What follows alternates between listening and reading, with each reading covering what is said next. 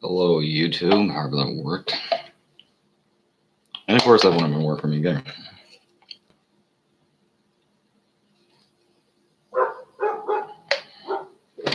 Fuck it. Anyways, this is going to be a video on a multitude of issues, and one thing I'm going to cover on this video is going to be the topic of financial abortion. Um, and just for the record, I do not support financial abortion. Just to make that clear, because I know you're probably just looking for me to say I do, just so you have an excuse not to like me. But then again, you probably will anyways, just because you're looking for an excuse not to like me. But for the record, I don't support financial abortion. I think that, or in short, I do think men should have to pay child support. I don't think that you should be able to get out of that just because women can have an abortion. I don't agree with that, and that's something I don't agree with some men's rights activists on. But I'll get into that in a minute. Um, let's see. First off, I'll start this by talking about, I guess, anti-vaxxers, the anti-vaccination movement, interrupting Jimmy Kimmel Live to warn parents about the dangers of vaccinating children or the danger of vaccines. Now, I just want to say that while I'm not 100% fully in support of vaccines, or I do think it can be overdone, I think you can over-vaccinate your child. I think that happens. And I take similar to the stance Trump once said he took on this. I also want to say I don't understand. I do think vaccinations are better than not, and I think it's probably good to have vaccinations. Though they should probably be some level of investigation into them, especially some of the people like Bill Gates and people that support vaccinations. It's probably good to look into that. And speaking of Bill Gates, something else he has supported in the past is circumcision, and he's funded a lot of the bullshit research into that has been proven to be incorrect, that he tried to use as an excuse to support and promote this crap. And what is interesting to me is how many people in the anti-vaccination movement either don't agree with or don't understand why some people are against circumcision. They don't agree with us, or they don't understand that. When to me, it's obviously a much more obvious problem and can be more dangerous, probably, to mental and physical health than vaccination can be. And they've even proven that neurological issues resulting from circumcision can have mental and physical, as well as physical effects on children, and can be one reason for the increase in the autism rate. And if you compare that to Europe, is a vaccinating country. They have plenty of vaccinations in Europe, and they do vaccinate children, probably more than we do, or more often than we do. But one thing they don't do is they don't mutilate their children's genitals. They do not practice circumcision, or they don't circumcise their children.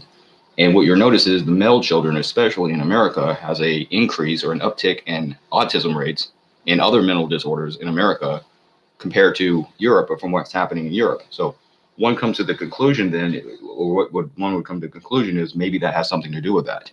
You certainly wouldn't come to the conclusion, let's blame the vaccines. It would be genital mutilation or circumcision that would be doing that. But anyways, that's enough on that.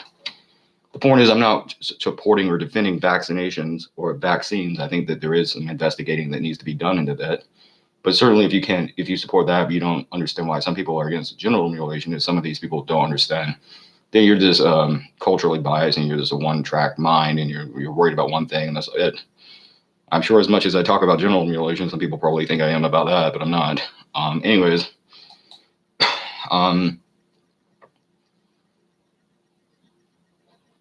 in, I guess, San Francisco, someone was arrested for eating a Subway sandwich while waiting for a train.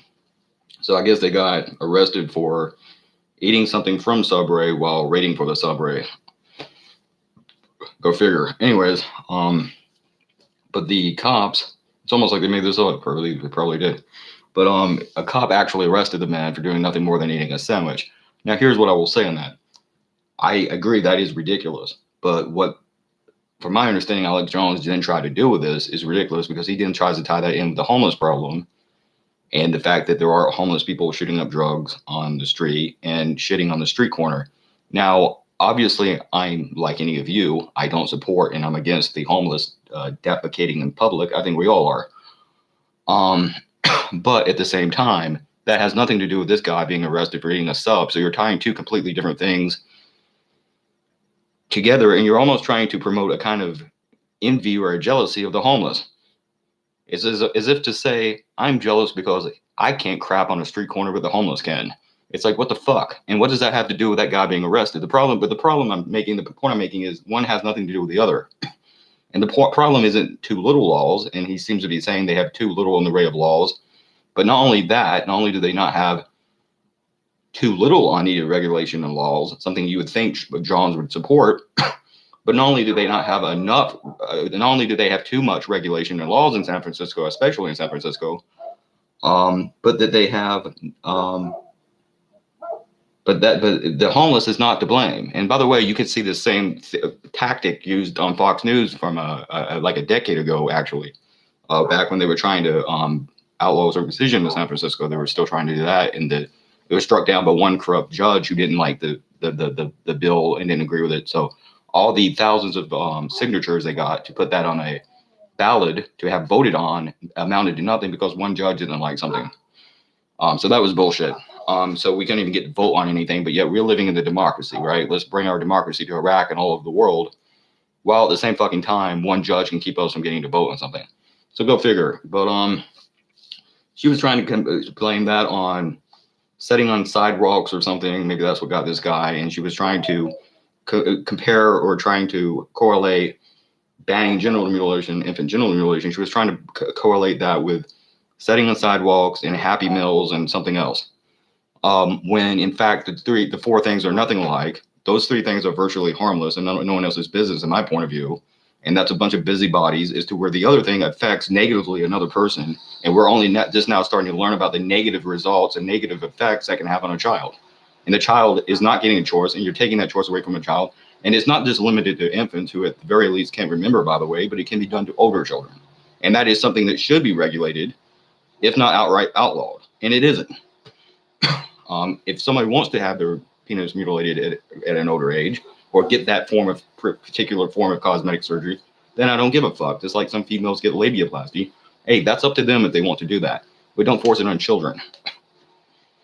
But the point that I was making is they're trying to use this to blame homeless, and they have a massive homeless population. And I want to go into this guy. This was, I guess, a sheriff or something. In 2014, Proposition 74 reclassified various forms of felony as a misdemeanor, largely including shoplifting. I believe, what was the other one? Forgery, I think. Forgery, shoplifting, various forms of petty theft, and mild drug offensive. And they're essentially acting like this is a bad thing, all because one guy couldn't eat a sandwich and he got arrested for eating a sandwich. Like, these things tie together at all. So, okay, so because this guy got arrested for a bad law that he broke, that I'm not even sure what it would have been, I guess, like I said, setting on a sidewalk. But because he got arrested for that, you're not going to blame the homeless and you want them to increase other laws. That makes sense to a libertarian perspective. How? And again, who's not being consistent here? Because I mean, it certainly would be me if I defended this, but I'm not. I'm saying that just because that was one bad law doesn't mean you should then go and make more bad laws. So anyways, that happened. And they're saying this deputy or sheriff or whatever he was trying to say this caused an uptick in homeless population, shooting up drugs in public because they were drug addicted homeless people. Or first he said there was three categories: people that had suffered a tragedy largely because of the war. Not always, but in a lot of cases. And second of all, he was trying to say that there's those with mental illnesses. A lot of that comes because of the wars, not to mention neurological problems I just talked about. Never mind that. And third of all, drug addictions, probably because of a fucking war. So you can kind of really draw a connection there between that and something else. And it's not homeless people. It's not even drugs. It's the fucking war in the military. But let's not talk about that. Oh no, not in this patriotic fucking cesspool of a fucking country. Just pin a fucking yellow ribbon on it and it'll make it all okay. Wave a flag. Yay, the machine runs again. Anyways, You bunch of fucking war pigs, all of you. Anyways, he says that this caused an uptick in people ignoring anti-drug laws or misdemeanor drug laws or mild drug offensive that shouldn't have never been felonies in the first place, probably, and this taking drugs in public. And you know what? The reason they did that was because of these people don't deserve to be in prison. The only reason they ever were being put in prison is because of the private prison industry that builds prisons and puts more people in it. So they have reason to put more. They have more reasons to put more people in prison, so that the private companies that manufacture these prison contractors can keep building prisons and they make money off that. That's the reason they did that. And Alex Jones, of all people, should know this because he's talked about it before. But here he is totally flipping, or here he has, as he's done before, totally flipping his lead and flipping his entire fucking ideology around and shaking things up and saying the opposite, when he knows damn well the fucking reason for putting people in prison for drug offenses was because of that. And it didn't treat drug offensive, and the homeless people are homeless and they're insane and they're addicted to drugs and they're fucking everything else, and that's why they're homeless, and they're going to be doing drugs on the street corners. Why? Because they're homeless. So you have an uptick in the homeless population, so the drug addiction became more obvious. But damn.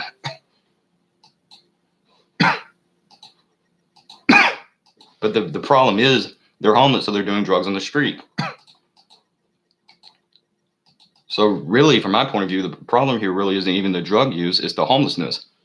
And we don't know how much the drug use have really went up as to how much before. Maybe people just didn't know. And of course, it's being reported on more and everything else now. But the drugs can cause homelessness. And of course, being homeless can also cause drug addiction. So it's it's a question of what came first, the chicken or the egg. But two, if the drugs are causing people to be homeless, well, the primary problem is still homelessness. But yeah, sure, we should be against drugs. But either way, the problem here is homelessness. At least against that kind of drug use that's fucking up people's lives on that level. And again, how many of these people were veterans or involved in wars? Or how many of these people have something else that happened to them that was horrible? Economic recession, foreclosure, lost their house, got robbed by a bank, fucked over. Something that happened to them that made them this way. What about that? And let's see what else. And someone even said that when you accept a party's platform, and he was talking shit about millennials, young people, and by the way, baby boomers, and when I say baby boomers, I'm not just talking about people born prior to the 1970s or 80s, whatever time it was, but even people that was born right up until the mid 90s, and that would include even me, because now a baby boomer is being reclassified by some people as anyone that's not a doomer. So a boomer was someone that hit the economy, was born during the economy when it was still good, versus a doomer. And a lot of these incels and different people that would be doomers are the part of the doom generation. So I would be a baby boomer under that context. But so that would include Generation X and even Generation Y, or earlier, even the latter part of Generation Y, maybe. So, but anyways, he talks about that. But yeah, I'm sure the hippies and the baby boomers knew nothing about drug use and sexual immorality and things of that nature. But beyond that, or promiscuity, but beyond that, he talks about when you accept the party platform with the Democrats, they have become completely globalist, as he says, that you accept that entire party's platform. So if you vote for them, you accept all of the platform, or all of that platform, or all of the platform. Or if that's the case, then the same could be said for Republicans. You must support everything a fucking Republican supports. So just like the Republicans supported the Iraq War in the 2000s, I guess if any Republican voted for the Iraq War, then they support a totally pro-war stance. If you supported, Trump did at one point bomb Syria 2 different times. Does that mean everyone that voted for Trump supported the entire platform? No. So that's bullshit. And there's lots of reasons not to like Republicans or Democrats for that matter.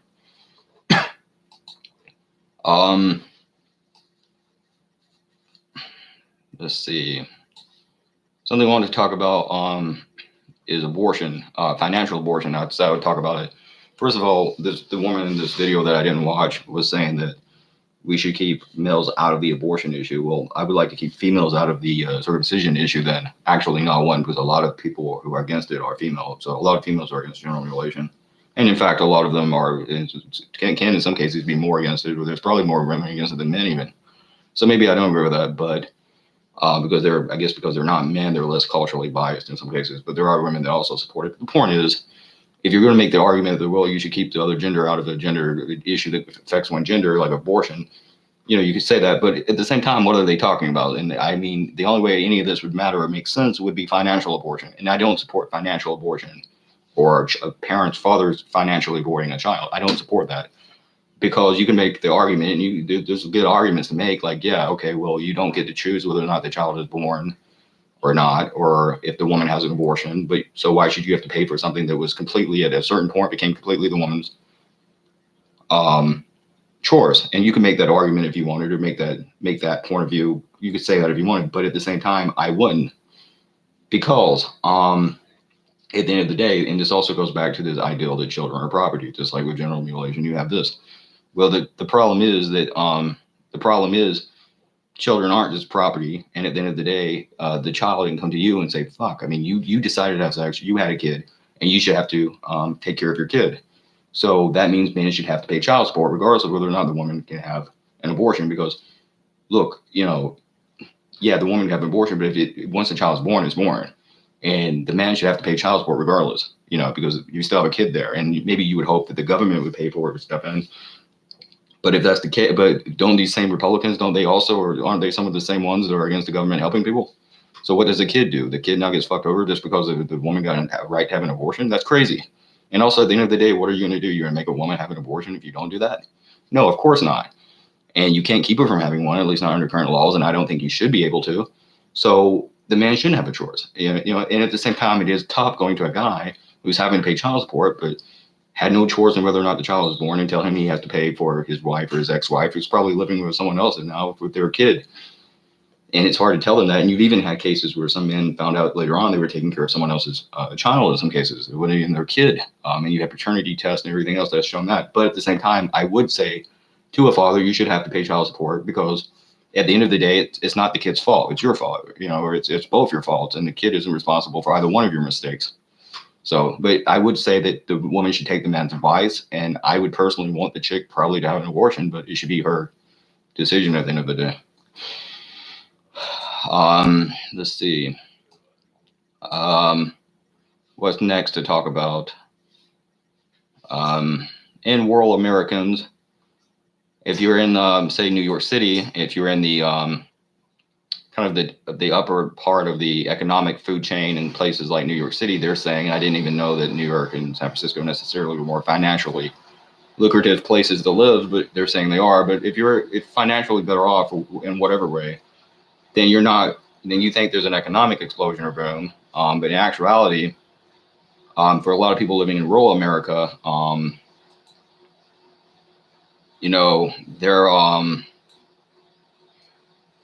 they're finding this ridiculous because they have lost jobs, they're losing houses, they're in many ways, the depression never ended for them. The economic recession from 2008 is still going for them. They haven't really recovered very much, and the concept of an economic recession is crazy for them. And of course, that is also where the suicide rates are increased. And I would also like to say genital mutilation might have something to do with inspiring that in some ways, but that's not even the point.